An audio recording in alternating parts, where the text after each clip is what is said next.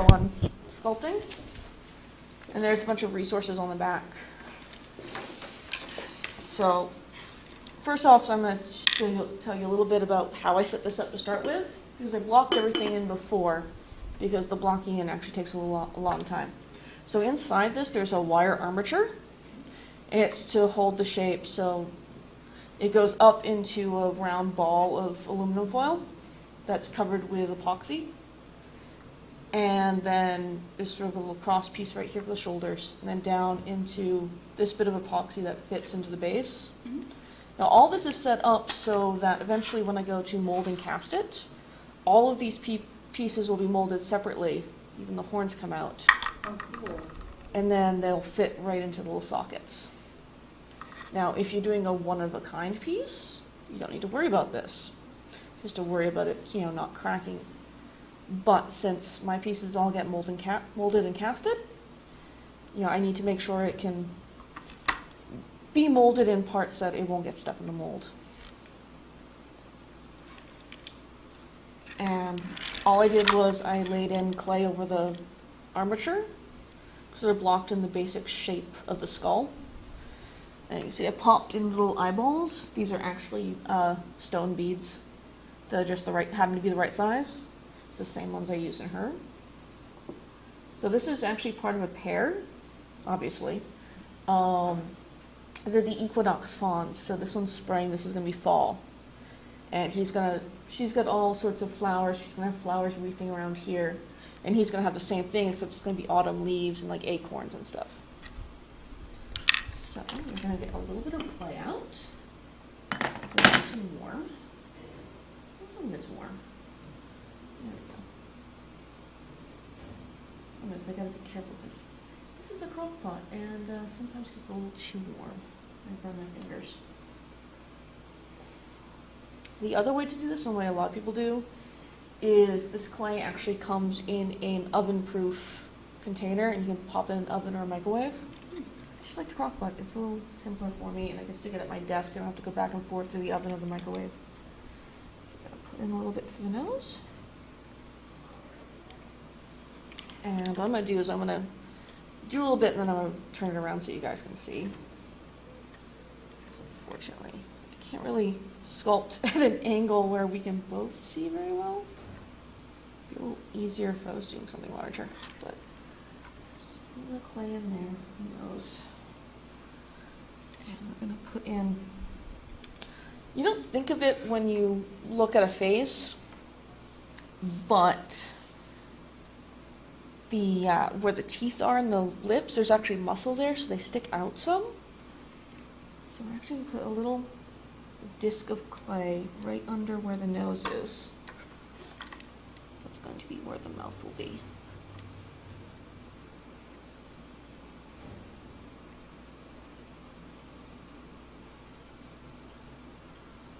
Another little piece down here on the chin. Oops. I can not drop clay.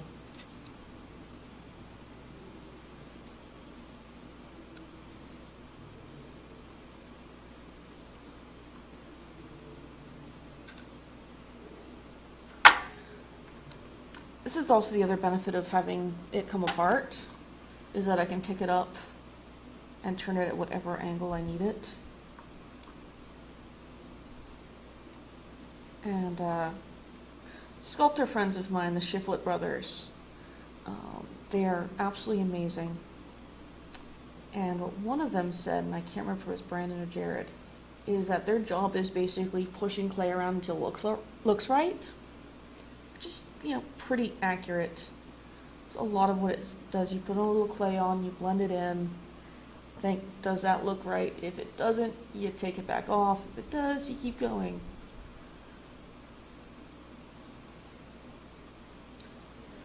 That's kind of the secret of any art, is that you try something, decide if it looks right. If it doesn't, undo it and try it again.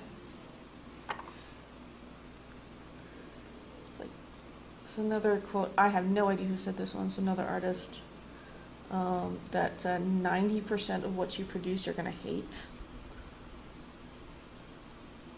is just about right. Especially when you're just starting. When you're just starting, everything you make you hate. Because it never looks like how you see it in your head. The trick is eventually, with enough practice, the things that you make start looking like what you see in your head.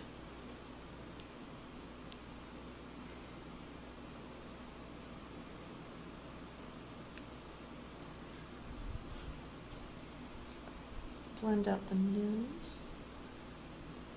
And a lot of clay sculpting is put on clay, kind of blend it together.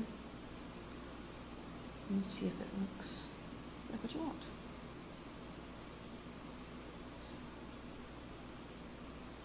So I've put on like, what, 3 pieces of clay, and it already looks more like a face. Yeah. This part's kind of the fun part, because you're just sort of getting the features together. What gets tedious is after you get the features blocked in, and you spend, twice as much time afterwards just tweaking everything to make it look just right. You're fixing just tiny little details.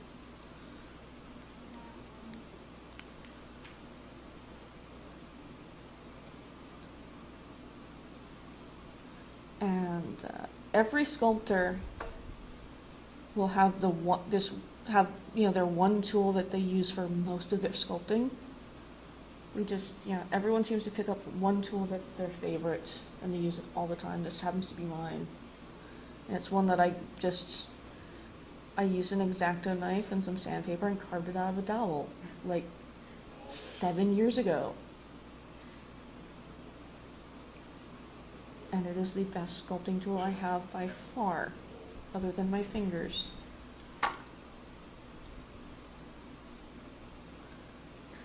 Get some nice liquidy clay and put in some eyelids.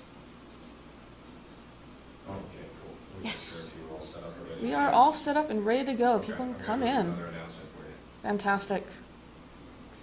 We will get some more people in here. Then I'll have to go through the whole intro spiel again. That's fine. Gives me something to say. It's not like I have a script for this. So what I'm doing right now is in the bottom of the crock pot, ow, if I don't touch this lip that's really hot,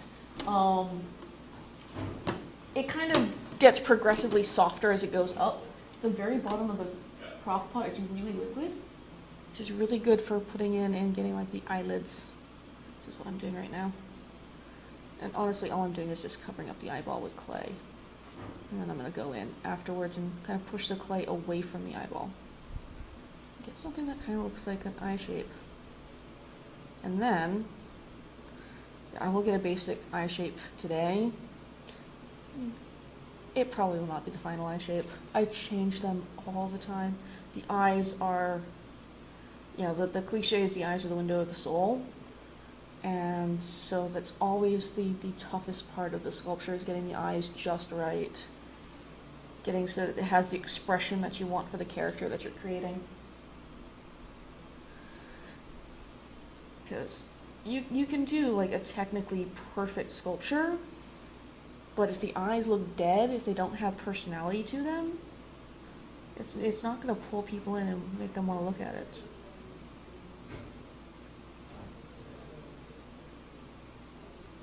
It's also really hard. Like, you take all the rest of sculpting, and it's honestly just, again, pushing clay around till it looks right. But anything that involves expression is so hard, because it's just very subtle things that you have to change and fix and make look right. Like, I have a tendency that when I do male faces, that they look angry. And I don't want him to look angry.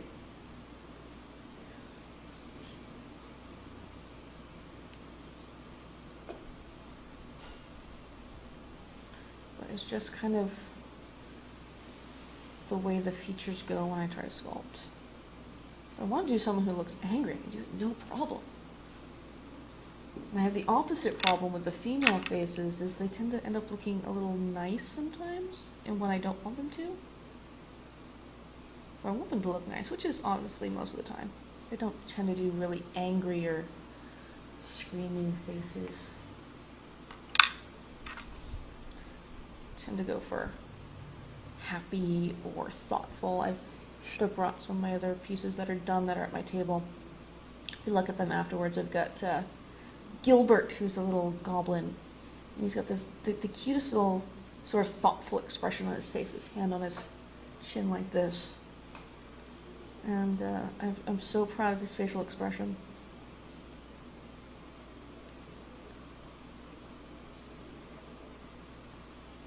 Alright. That's not a great eye shape right now, because again it means refining.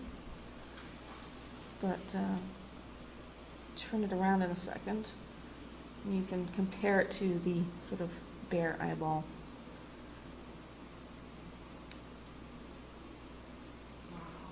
And again, a lot of it is just kind of smooth that eyelid out. It's going to have very kind of deep set eyes, I think.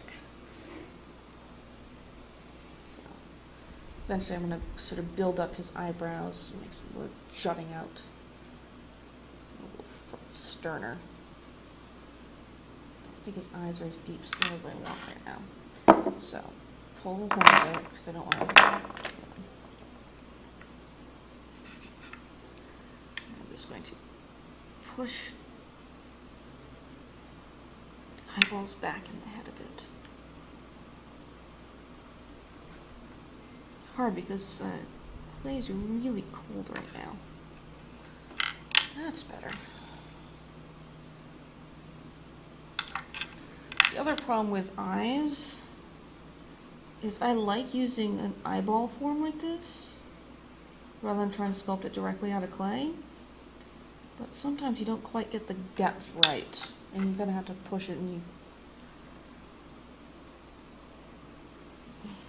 push the eyeball in deeper or pull it out less deep.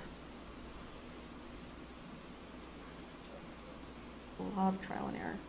Like, it doesn't matter how much I study faces or practice, a lot of it's still trial and error.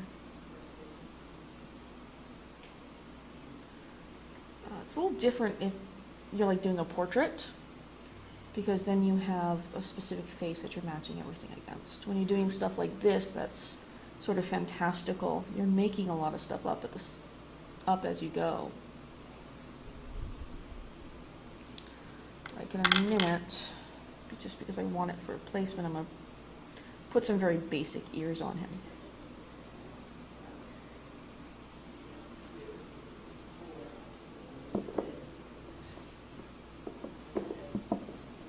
Only fits in the base one way. It's gonna be the last way.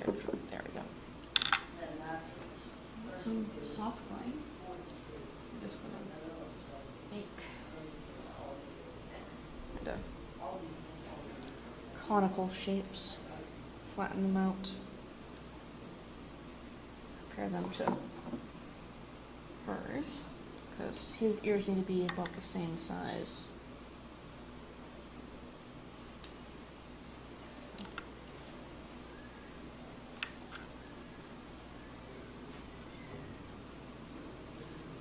So literally all I'm doing is I rolled out a little cone shape and just flattened it a little bit. That's all it is to the ears, at least for the sort of base shape. Hi! Coming in, sit down. There are, why don't you actually take these, and so when people come in. Let's get some info on sculpting. Oh, that's awesome. I have to go back to JoJo King. All right. So what we're doing right now is just putting on some ears for positioning. So what will be the ears give you a lot of, when you're doing a creature that's got ears like this, the ears also give you a lot of personality, sort of how are they alert, are they drooping, are they facing, because if they were sort of facing like this, you'd look kind of sad. Stuff like this. He's not so sad. He's more alert. Or if I was doing like a horse, ears are laying back. That's an angry horse gesture.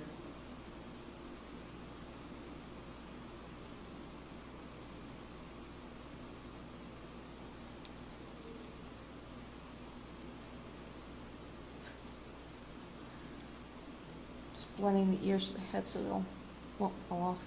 It'll be nice and stuck to the head.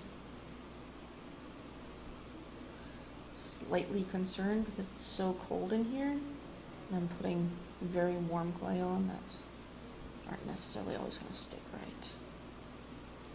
I think it's going to stick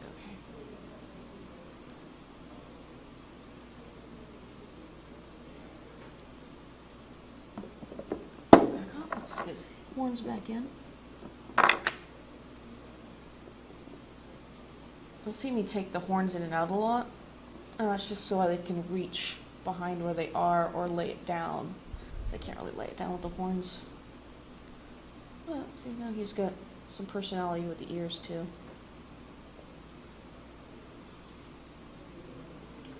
Very quickly gonna block in that other eyelid. Again, it's gonna be really rough like the other one. Just because I want to go in and block in the mouth a little bit. Because that's another place where there's a lot of expression.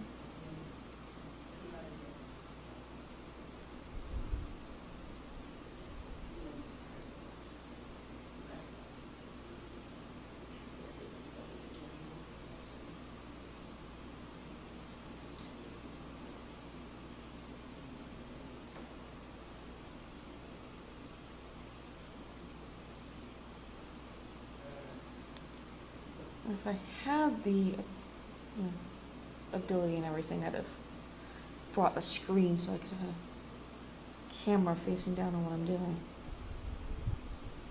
And I have a projector for people to watch, but I don't. So.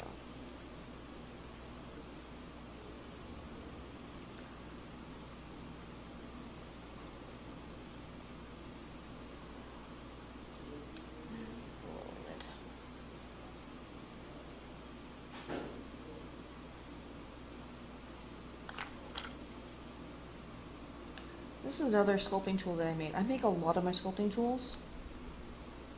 And this one is literally a dowel that I drilled the hole into the end and put a tapestry needle in. This tapestry needle that you can get at any craft store. I get a nice needle tool. You can buy needle tools. They tend to be really sharp. And I wanted one that was duller without having to file down the point. Right now he's got a second eye. I'm going to open up the mouth.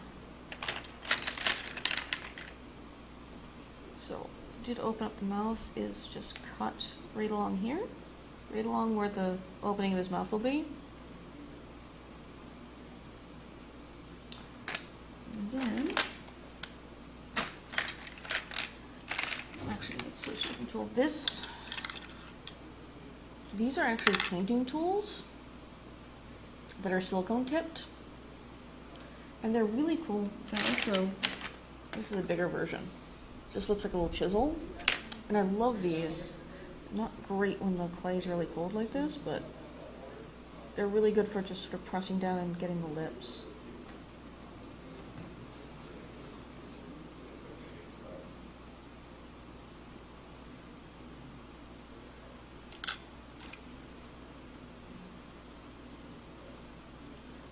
Doing the mouth is a lot of press down the lips, sort of finesse where the corners are.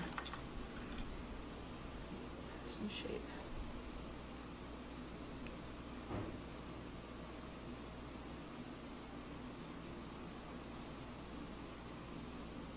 I wish I could say there's like easy tricks to doing this. There really isn't.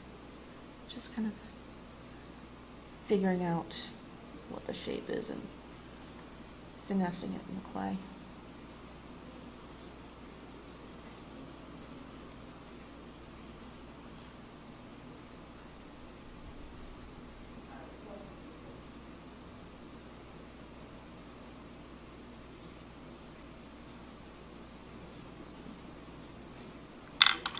do the same on the upper lip.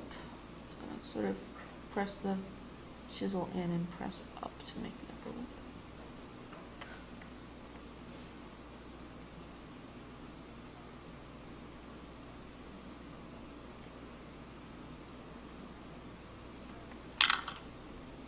You can see it's very rough, but it's kind of get a mouth shape going. And a lot of it is just sort of smooth it until it looks like a proper lip and not like something that's a bunch of little chisel marks on it. Some corner.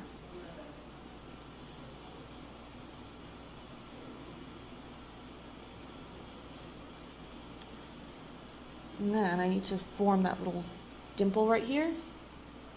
Just get in there with a tool and press it down. Like that, and then press up. And form it.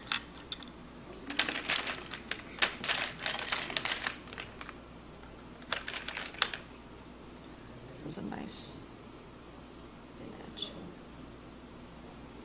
Just want to get it so it looks like the lips are two halves and not that they're, one piece. There you go.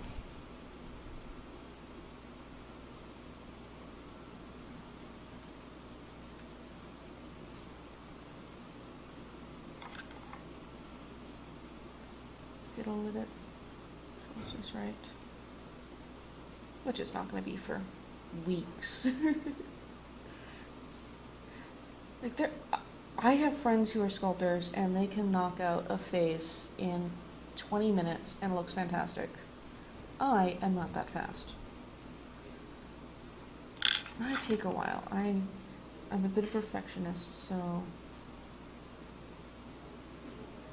like I will have a face that looks like a face by the end of this demo, but it'll by no means be a finished sculpture. It'll be good to start though. Be something that I can work from and make better.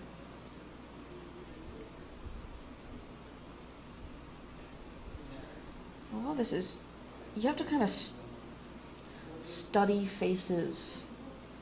Study, if you're doing animals, study the animals and kind of get a feel for where things are.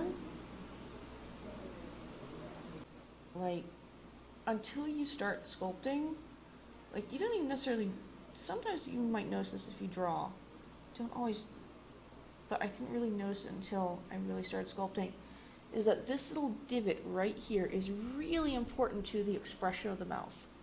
This sort of little dimple where your lip meets this muscle. And there's a tiny little muscle right there. And you really kind of have to finesse that in. And you think that the corner of your mouth is where the lip ends. But your lips actually end slightly before that little dimple.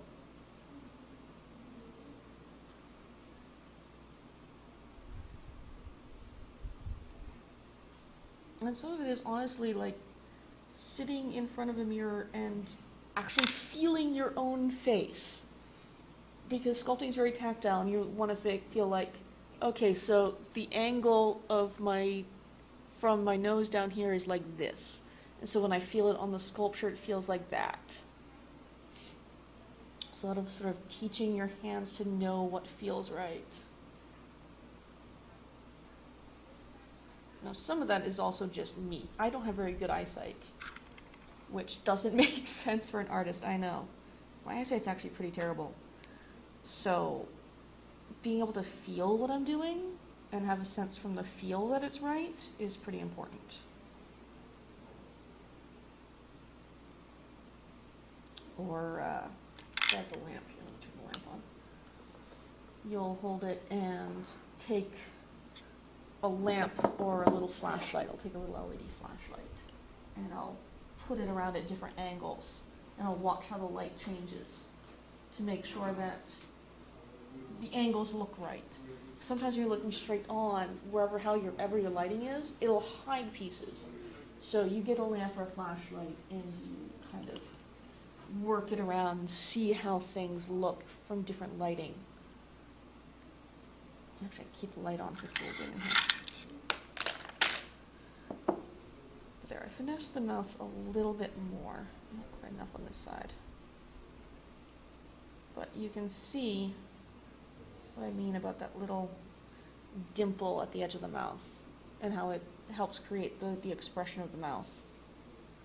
And the way the lips actually kind of, the edge of the lip kind of falls into it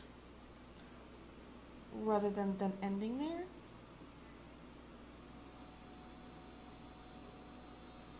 And so, again, press there. So you want that to fall into that divot. And then the rest of the mouth forms. But it also helps because then, as you do that, you're forming this muscle here, where your cheek muscle is. You'll notice it and you'll form it like that. You'll form it on that side. So some of it is as you create the planes, things come together. So like, you also look at a different angle. So I'm looking at it from the top down, and I can see that the cheeks need to come out. He needs more cheekbone. Which is something you don't necessarily see from the top when you're just looking at it. But once you look at it from a different angle, you can see where that is. So I'm just going to add a little bit right there. Give him some more cheekbone.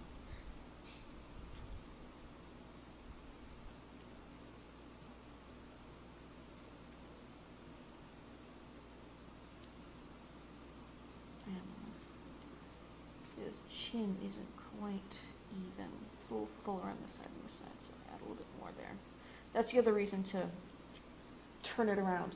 The other trick, and this is something I learned learning to paint, is when you're working on something like this, after a while, you get kind of used to looking at it. So you hold up whatever you're working to a mirror, and because you're then seeing the reverse image, you notice things that are uneven, that you don't notice when you're looking at it normally because your eyes get used to it. So as often as you can change the perspective of how you're looking at what you're working on is important.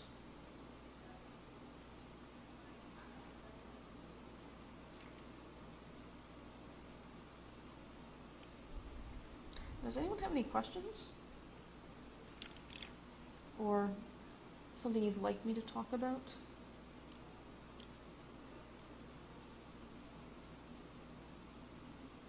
So I know you came at, yes. How do you go about building up a sculpture in like the first place? Okay. I talked about this before you guys, before you came in. So the original, when I went to block this in to start with, there is several pieces of wire that run up the back. There's actually also a little piece of brass rod right here that has aluminum wire wrapped around it, and you sort of get a cross piece right here, and then up into an aluminum foil ball that's the basis for the skull. And so I do that. I epoxy it all together with I use epoxy sculpt, but you can also use plumber's putty. And then afterwards, I warm up the clay.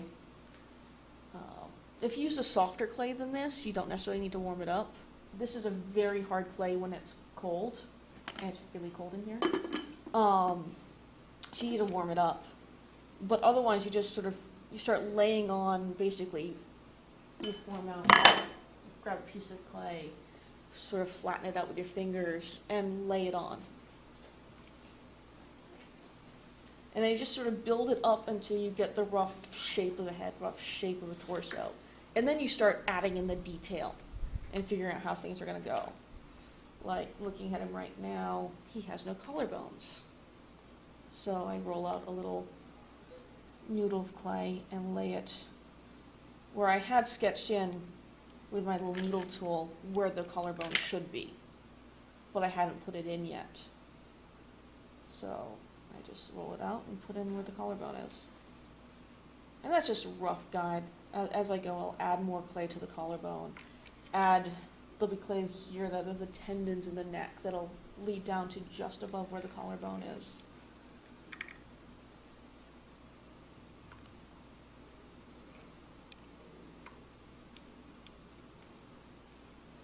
And sometimes, even when it's, you have just a little bits of clay and they're not even blended in, you can see what the forms are. You want to see the forms, them be recognizable even before it's all blended in and detailed.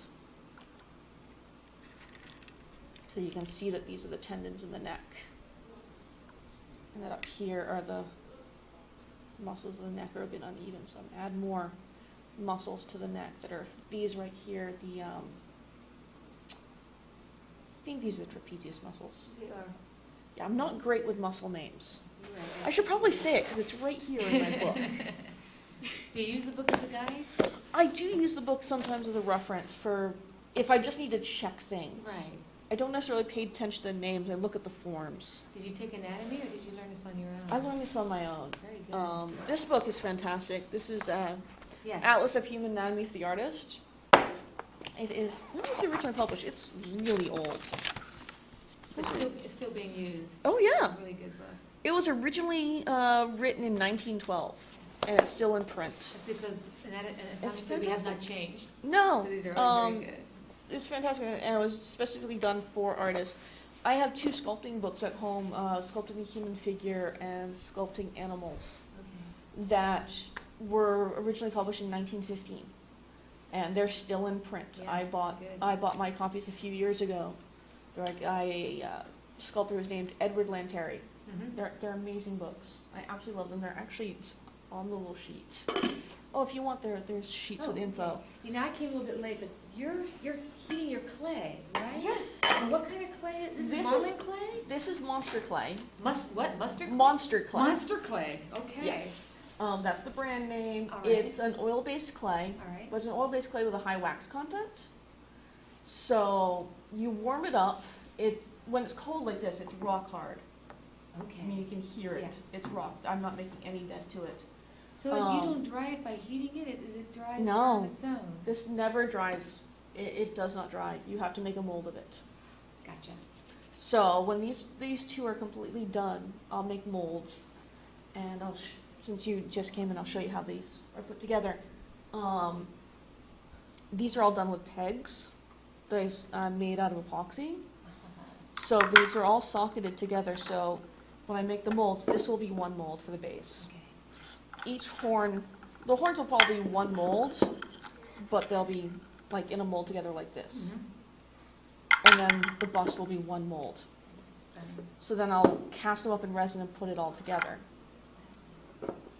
It's also nice, it means that I can do things like take the horns out as I'm working, so they Yeah. don't get in the way. I'm not going to do his hair today, but if I was starting to do his hair, his horns will come out for that, so I can get in around where his hair will be. The nice thing is if I left this in here long enough, and it wasn't really cold on high, it would completely melt to liquid, Oh, wow. and you can actually pour it into molds. Really? So, like, people do life casts. Yes. They'll pour it into a life cast, be able to pull it out, open up the eyes on the life cast, or add to it to change the sculpture. And then they can then mold and cast in the life cast. Using a small cross